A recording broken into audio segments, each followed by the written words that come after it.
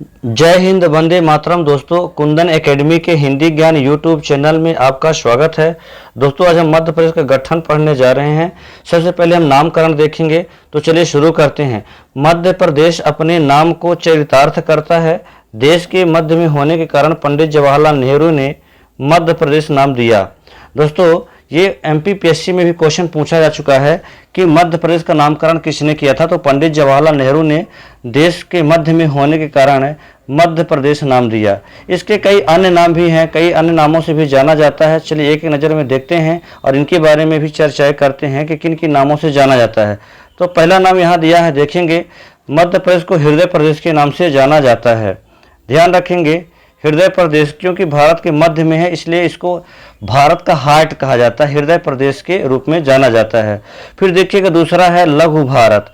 देखिएगा मध्य प्रदेश एक विशाल राज्य है, जैसे भारत एक विशाल राज्य है, बहुत सारी विविधताओं वाला देश है। तो इस प्रकार से देखेंगे मध्य प्रदेश भी 1956 में जब मध्य प्रदेश का गठन हुआ था तो ये भारत का पहला सबसे बड़ा राज्य हुआ करता था। लेकिन जब सन 2000 में मध्य प्रदेश का विभाजन हो गया और छत्तीसगढ़ एक नए राज्य के रूप में अस्तित्व में आया तो मध्य प्रदेश दूसरे नंबर पर हो गया। किंतु विशालता के कारण मध्य प्रदेश को लघु भारत भी कहा जाता है। आगे देखेंगे, अगला है मध्य भारत। अब मध्य भारत कहने का कारण क्या है दोस्तों, कि चूंकि देश के बीचों बीच है, मिडिल इंडिया के नाम से जाना जाता है, मध्य भारत के नाम से जाना जाता है। फिर आगे देखेंगे नदियों का मायका प्रदेश। दोस्तों याद रखेंगे, मध्य प्रदेश को हाउस ऑफ रिवर कहा जाता है, मतलब नदियों का मायका। ऐसा माना जाता है कि भारत में सर्वाधिक नदियां मध्य प्रदेश से निकलती हैं। मध्य प्रदेश से लगभग 207 छोटी बड़ी नदियां निकलती हैं, जिसके कारण मध्य प्रदेश को नदियों का मायका प्रदेश कहा जाता है। मध्य प्रदेश में मालवा क्षेत्र को नदियों का मायका प्रदेश कहा जाता है। तो यह बहुत इंपॉर्टेंट है दोस्तों, याद रखेंगे।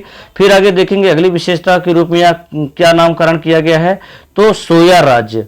मध्य प्रदेश को सोया राज्य के रूप में जाना जाता है सोयाबीन उत्पादन के कारण। कृषि के क्षेत्र में मध्य प्रदेश बहुत अग्रणी राज्य है। मध्य प्रदेश को लगातार 5-6 बार जो है तो कृषि कार्बन अवार्ड भी मिला है दोस्तों।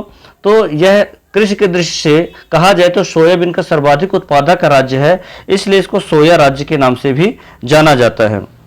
अगला फैक्ट देखेंगे, इसे टाइगर स्टेट के रूप में भी जाना जाता है, टाइगर स्टेट। देखिएगा मध्य प्रदेश में सर्वाधिक बाघों की संख्या के कारण लगभग यहाँ 526 बाघ 2018 की जनगणना के अनुसार मिले हैं।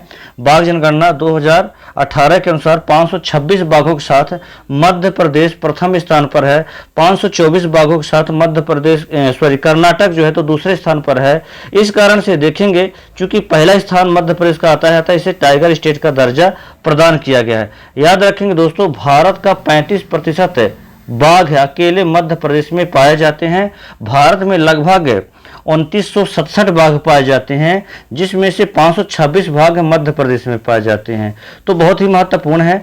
पूरी दुनिया में दोस्तों बाघों की संख्या लगभग 4200 है, जिनमें से लगभग 2967 बाघ भारत में पाए जाते हैं, जो विश्व का सबसे ज्यादा बाघ वाला देश है। तो इस प्रकार से दोस्तों मध्य प्रदेश जो है तो सर्वाधिक बाघों के कारण टाइगर स्टेट के रूप में जाना जाता है। आगे देखेंगे हीरा राज्य के रूप में भी जाना जाता है। मध्य प्रदेश को डायमंड स्टेट के रूप में जाना जाता है। भारत में सर्वाधिक हीरे का उत्पादन करने वाला राज्य मध्य प्रदेश है। देखेंगे मध्य प्रदेश में पन्ना की जो है तो खदानें, मझगवा खदान देखेंगे पन्ना में, और पन्ना में हिनौती की खदानें हैं और सतना में मझगवा की खदानें हैं। इसी प्रकार छतरपुर जिलों में भी हीरे की खदानें मिली है, बक्सवाहा के जंगलों में। तो इस प्रकार से हीरा के उत्पादन में पन्ना अग्रणी जिला है, ध्यान रखेंगे। तो इसलिए मध्य प्रदेश को हीरा राज्य के रूप में भी जाना जाता है, डायमंड स्टेट के रूप में जाना जाता है। तो सबसे ज्यादा कहां पाया जाता है, पन्ना, छतरपुर और सतना जिलों में हीरे की खदानें मिलती हैं। चलिए आगे देखते हैं, मध्य प्रदेश को जनजाति राज्य के रूप में भी जाना जाता है। याद रखें दोस्तों, भारत में सर्वाधिक tribal ST schedule tribe Madhya Pradesh में निवास करते हैं। यही कारण है कि मध्य प्रदेश को जनजाति राज्य के रूप में जाना जाता है। यहाँ कई जनजाति समूह, लगभग 35 जनजातियां यहाँ निवास करती हैं और इनकी सर्वाधिक जनसंख्या मध्य प्रदेश में पाई जाती है। यही कारण है कि इनको जनजाति राज्य के रूप में भी जाना जाता है। अगला फैक्ट देखेंगे, बहुत ही महत्वपूर्ण है, तेंदुआ राज्य के रूप में भी जाना जाता है।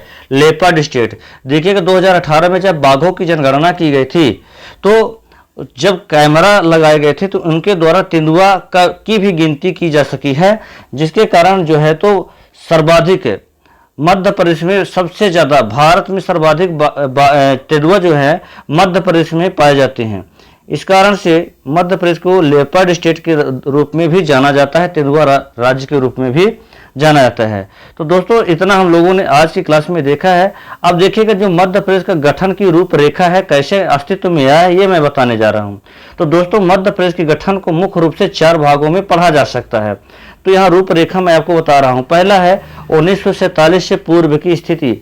देखेंगे जब ब्रिटिश इंडिया था या कह सकते हैं औपनिवेशिक भारत था, उस समय मध्य प्रदेश की क्या स्थिति थी। फिर देखेंगे वो दूसरा स्टेप है 1947 से 1 नवंबर 1956।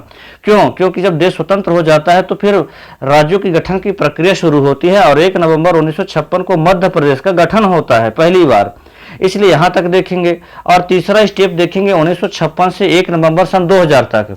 देखिएगा सन 1 नवंबर सन 2000 को मध्य प्रदेश का विभाजन हो जाता है और छत्तीसगढ़ एक नए राज्य के रूप में अस्तित्व में आता है। अतः सन 2000 तक देखेंगे। और चौथा स्टेप है दोस्तों कौन सा है, 1 नवंबर सन 2000 से अब तक। ये क्या है दोस्तों, यहाँ पर देखेंगे कि सब जब छत्तीसगढ़ अलग हो जाता है तो कुछ जिले और संभाग छत्तीसगढ़ के हिस्से में चले जाते हैं और शेष जो बचे हुए संभाग और जिले होते हैं उसके पश्चात अब तक में टोटल इनकी संख्या बढ़ते बढ़ते हो गई है 52 जिले और 10 संभाग है मध्य प्रदेश में। तो आगे की पूरी कहानी मैं आपको बताऊंगा। और ये देखिएगा यहाँ रियासतों के एक बारे में बताया गया है कि यहाँ रियासतों का जब एकीकरण होता है तो part A, part B, part C में विभाजित किया जाता है। तो ये सारी चीज़ें आगे की क्लास में विस्तार से बताएंगे। तो आज के लिए इतना ही, मिलेंगे अगली क्लास में। गुड डे, धन्यवाद, मुस्कुराते रहिए।